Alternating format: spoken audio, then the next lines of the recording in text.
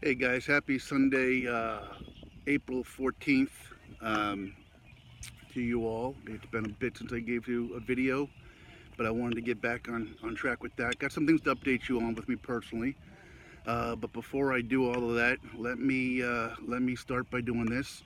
Um, Dear people, dear family that I met on the journey, Christina Padilla, struggling with some health issues right now. So if we could all just kind of keep her in our minds and prayers. She's going through some things that the doctors haven't been able to explain yet. So much love to her and her family, and let her know that we're all thinking of her. Um, on a birthday note, a couple of very special people. First of all, Max Miller out of Bucyrus, Ohio. Happy birthday, my friend. This gentleman, the young guy, reached out to me on the journey, and he and his family were just amazing to me. He did something I talked about when I did videos on the journey, where he volunteered for the Peace Corps, which when you're an 18, 19-year-old kid and you decided you want to go across the world to a civilization that you're not used to, without a lot of technology, and better the world, that's a pretty special person. And he was just great with me, and his mom and dad, his aunt, they were just wonderful for me and Bucyrus. So happy birthday, Max. And somebody who, in case tomorrow gets a little jaded when I tell you about the next part of my little video today, Heather Gensler, who happens to be my children's mom and one of my best friends and a dear, sweet person, who has made so much, God, in life. I mean, she gave me two of the most beautiful kids, um, and she's been nothing but supportive and amazing through this whole transition. I think she turns 27 or 28 tomorrow. All right, Heather, that's for you. But happy birthday, and don't ever think I don't appreciate and acknowledge all the sacrificing that you've done. So I love you for that. Thank you. Um, on a couple of notes here, it's overcast. We're in Palmyra, Pennsylvania today. My little guys, you can see behind me, are warming up. They've got a baseball tournament they're playing in. They went 1-1 yesterday. So today, if they, I guess we lose, we go home. We win, we keep winning. And I think we're gonna do pretty well today. Kids seem to be in the right frame of mind. A lot of talent. We were shorthanded a couple of guys yesterday. I think they'll be back today. So that's good to see. And I got a couple girls to my left here warming up. I don't know if you see them, but they're just raking over there into the net. Watch this, boom, rip. Nothing better than being down here at the ball field and watching this stuff. But oh boy, my son. Please. Anyway, sorry guys. I'm trying to work with my son about how he throws the ball, because he's actually was unbelievable as a 5-year-old, and he's was better as a 5-year-old as he is a 9-year-old, but he'll get there. Anyway, so forgive me for being a little distracted right at the moment. Let me refocus. So a few things. So the videos will start coming back more and more frequently for a few reasons, but I do have to update you on something. A couple of very cool things. I resigned my position with my last job, and I don't regret it. It was taking a lot of time from me, and I want to devote time to what I feel I need to do. And in that capacity, I'm starting to make plans and to see folks that I either knew before the journey and haven't caught up with, or people I've met on the journey. In June, I'm taking a little mini vacation down to Tennessee. Phil Vassar, those of you that follow me know how big an impact he has on me. Phil Vassar's having a fan club concert, and some of the most dear folks I've met on the journey, Bob and Sue Roan, are going to be coming in to see family from Arizona, so we're going to be going and seeing a concert with them, so that's great. Miss Thelma from Mechanicsburg and a few other people, Glenn Trumbull, I'm making plans to get and meet up with them. Toby, who was so instrumental, I was supposed to have a beer with him a couple weeks ago, and time just took it away. My point is, I'm now finally able to make the time to see and visit these people, so I'm really excited about that.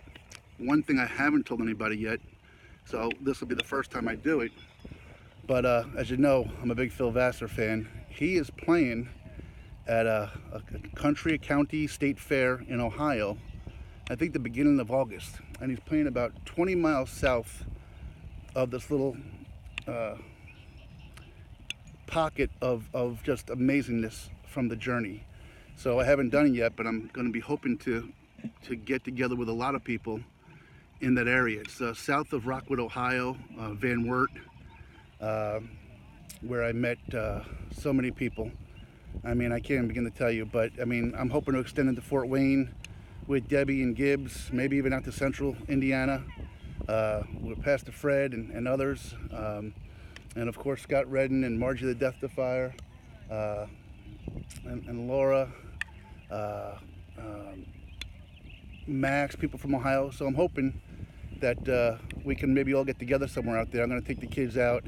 Maybe we'll see the show. Maybe we'll all get together at the fair. Maybe if people are interested, we can meet at the restaurant in Convoy. Convoy, am I saying that right? With Crestview High School. At a great restaurant I met there when I met Melissa and Chris Roop. So I'm going to put some plans together, but I'm hoping anybody that's kind of in central Ohio out to central Indiana might want to, take the day, take the drive anywhere from a half hour to an hour, maybe 90 minutes, and let's get together and share just a great day, I'm hoping. So it may turn out to be nothing, I hope not, but I'm really excited about that. But I'm also excited to be getting out there and meeting the people that really have changed my life. Every day I think about, text a bunch, and stay in touch with these folks who have made an impact on my life and my kids' lives, because I'm sharing it with them. Now, let me kind of tell you about kind of a relatively, forgive my, how do I say this properly without being respectful, a pretty shitty thing that went down. So I was really excited as I resigned from my company to make plans. Sorry guys, hold on one second. All right, never mind. As I make plans to take the next step in the journey and what I want to do, I resigned that position on purpose to give myself time in the day to finish the book and do the things that I think can actually change the world. I really still believe that.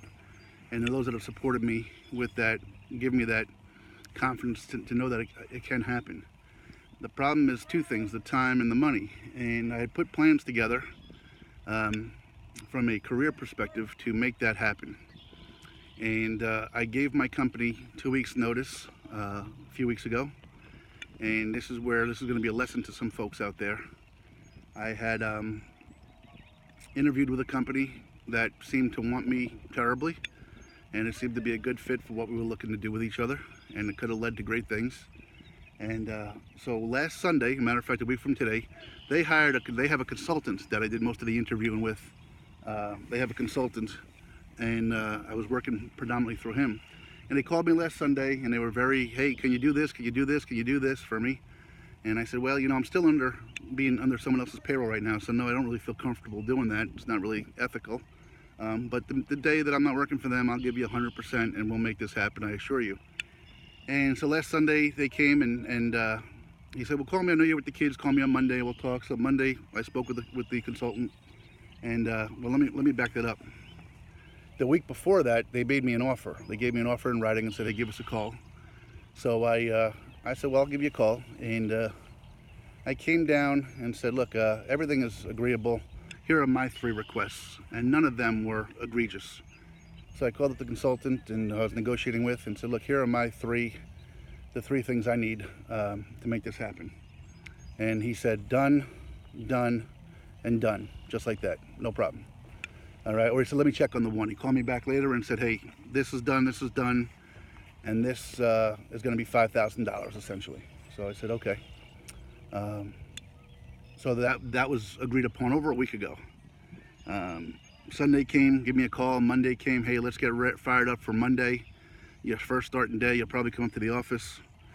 So Friday morning came, I hadn't heard from anybody for a few days. So now bear in mind, this is my last day of work with my employer. Shame on me for not getting this in writing. I took people at their word when they say done, done, and done. So Friday afternoon comes, and Friday morning comes, and I text the consultant and said, hey, haven't heard from you. You just want to make sure everything's on board for Monday. And didn't hear. And then texted the owner of the company, who I negotiated with, and said, hey, hadn't heard from. I just reached out to the consultant, hadn't heard back, just wanted to touch base, make sure we're okay. And I got a text that said, hey, I'm on the road, some sales call, but we'll call you later on for sure. So bear in mind, my last hours with my existing employer was going to be between 5 and 6 p.m. probably. And at 3:45, I get a call from a consultant. And he says, hey, Jim, how you doing? Everything's great. Yeah, Monday, definitely report up there. He says, the only problem is, remember that 3rd thing that we agreed to? Yeah, that's not going to happen. Excuse me? I'm sorry, didn't we agree to this? Yeah, well, you know, the partner in the company said that he's not comfortable doing that, and he's not going to do it, and this and that, and I won't get into the details, but essentially said, you know what, it's not anything that is not going to be done weekly. He said, Jim, look, you know, I'm in your court on this one. I feel bad that, you know, we represented this to you, and now we're pulling this back. And what really stuck with me is it pulled me back at 3:45 in the afternoon on the day, my last day with the company. They changed the parameters, and you know, he's like, I'm like, look, well, I'm at work now. I can't really talk now. I got things happening. He's like, all right, well, give me a call later. Give me a call later on, and we'll talk. I'm not really sure what there is to talk about. I'm entering into a new relationship from a job standpoint with a smallish company that wants to go big. They want my help to get there. I want to help them get there. I want to be an integral part of their growth. And you call me an hour before I leave my job that I left for you to tell me that you've changed the parameters and the rules of what you already agreed to. I'm not really sure there's much to talk about later. So I sat on it and thought about it for about 15 minutes. And I texted him and I said, hey, thank you, but I think we're both better served if we find resolution elsewhere, you know. And he simply said, I understand, and good luck. So here, I had plans to leave my company, go start a job on Monday, based upon a handshake and an agreement, and 2, you know, face-to-face visits in which I was told, yep, we're all in this together, we understand each other perfectly. I wasn't asking for the world because I know they're small. I want to help them become big, but if it becomes big, you know, that's when I'd expect, you know, my fair share.